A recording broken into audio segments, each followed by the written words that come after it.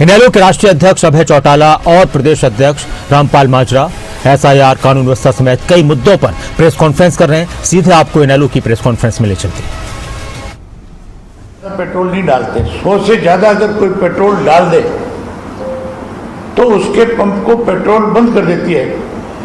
आपका जो रिफाइनरियां जो है, कंपनियां जो है, वो फिर उनको नोटिस दे देती है कि आपने 100 लीटर से ज्यादा पेट्रोल एक को दे दिया, इसलिए आपके ऊपर ये पाबंदी लगाई जा रही है। इसका मैं खुद उदाहरण बता देता हूं आपको। मेरे पास एक गाड़ी है निशान पेट्रोल, उसमें 120 लीटर का टैंक है और मैंने डबवाड़ी में मेरे कजन का पेट्रोल पंप है, उसके पंप पे ले जाकर के मैंने कहा भी इसकी टंकी फुल कर दे। उसने जब टंकी फुल करी तो 111-12 लीटर पेट्रोल डल गया। वो मुझे मना नहीं कर सकता था, उसने पेट्रोल भर दिया। अगर वो मालिक खुद तो खड़ा होता तो वो तो कह सकता था कि भाई साहब ये पाबंदी है। अब उसका जो आगे जो उसने वर्कर रखा हुआ था, उसने तो मुझे गाड़ी में बैठा देख करके फटाक से फुल कर दिया। उसको नोटिस आ गया, उसने मुझे आकर के बताया कि मेरे को इस तरह का नोटिस आ गया। और मेरा तो इन्होंने पेट्रोल का जो कैंटर भेजा हुआ था लेने के लिए, उसको रोक दिया था। मैंने फिर उनसे बात करी, बात करके उनसे कहा, मैं कभी मेरी गाड़ी की टंकी इतनी बड़ी है और उसमें पेट्रोल अगर इतना आएगा, मुझे सफ़र करना है 800 किलोमीटर का, तो क्या मैं जगह जगह रुक करके तेल डलवाता फिरूंगा? कहीं ऐसी जगह पे अगर मुझे प्रॉब्लम आ गई जहाँ आस पड़ोस में पंप नहीं होगा, फिर दिक्कत नहीं होगी। ये जो 200 लीटर वाली पाबंदी है, इसके दो नुकसान हैं। अगर किसान 200 लीटर पेट्रोल डीजल लेकर के जाता है और उस डीजल से अपने खेत की बुआई कर लेता है, तो फिर 200 लीटर डीजल के लिए उसको 20 किलोमीटर दूर जाना पड़ेगा। उससे 20 किलोमीटर दूर अगर पंप है तो जाना पड़ेगा कि नहीं जाना पड़ेगा? वो तेल का खर्चा और उसके ऊपर ज़्यादा पड़ेगा।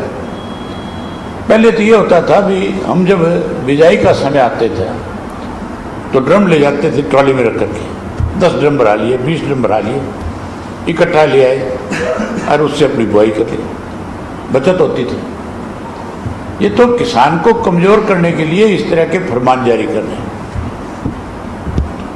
हम इसका विरोध करते हैं, इस ऑर्डर की निंदा करते हैं और आज ये चिट्ठी लिखेंगे कि आप इसको वापस लें। आपके माध्यम से भी सरकार को कहना चाहूँगा कि ये जो ऑर्डर आपने जारी किया इसको तुरंत वापस लें।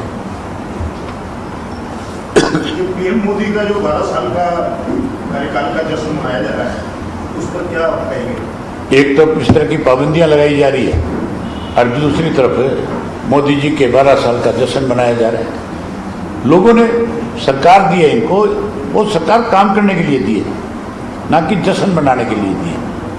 काम करो।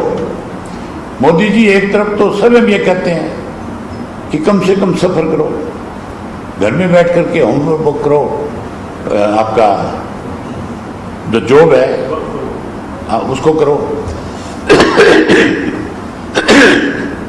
हर तीसरे दिन हवाई जहाज लेकर के किसी मुल्क में चले जाते हैं।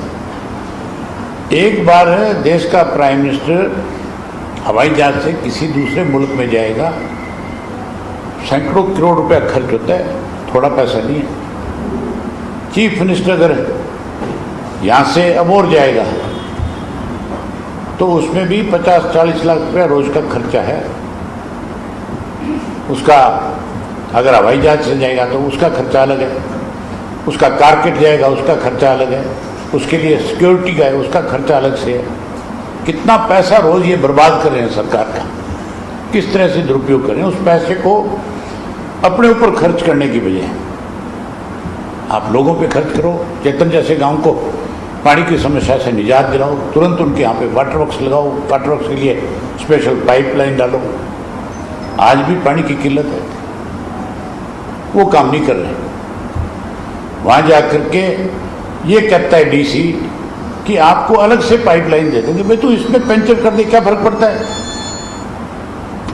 जो पाइपलाइन जा रही है उस गांव के अंदर से जा रही है, अगर उसी में से पंचर करके पानी दे देगा तो कोई फर्क पड़ेगा? उसमें ये कहते हैं कि अमृत योजना के तहत जारी है पाइपलाइन, उसमें अमृत योजना में भी ये लिखा हुआ है कि अमृत योजना से कहीं भी पानी लेकर के जाओगे वो शहर और कस्बे के लिए जाएगा।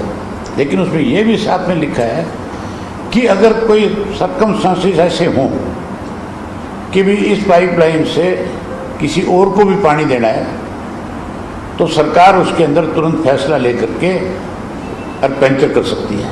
पहले भी दिए गए, पहले बहुत दिया गया है। सर ये समारोह का स्थान क्या रहेगा इस बात को डिसाइड करोगे? हम अपनी पार्टी की मीटिंग बुलाएंगे जुलाई के महीने में। हर साल जुलाई में एक मीटिंग करते हैं प्रदेश कार्यकारिणी की। उसके अंदर सभी जिलों के हमारे जो पदाधिकारी वो आते हैं और उनसे हम बाकायदा तौर पे पूछते हैं कि तुम बताओ कौन से जिले में अब की बार चौधरी देवीलाल जी की जयंती मनाई जाए। पिछली बार हमने रोहतक में मनाई थी, रोहतक के लोगों की डिमांड थी। इस बार जिस भी जिले के लोग डिमांड करेंगे और सब लोग उस पर विचार विमर्श करेंगे और उसी में फैसला लेंगे कि कौन से जिले में अब की बार चौधरी देवीलाल जी की जयंती मनाई जाए। जयंती मनाएंगे, बड़े धूमधाम से मनाएंगे और लाखों की संख्या में लोग आएंगे। अब और बहुत बड़ा बदलाव हरियाणा में आ रहा है।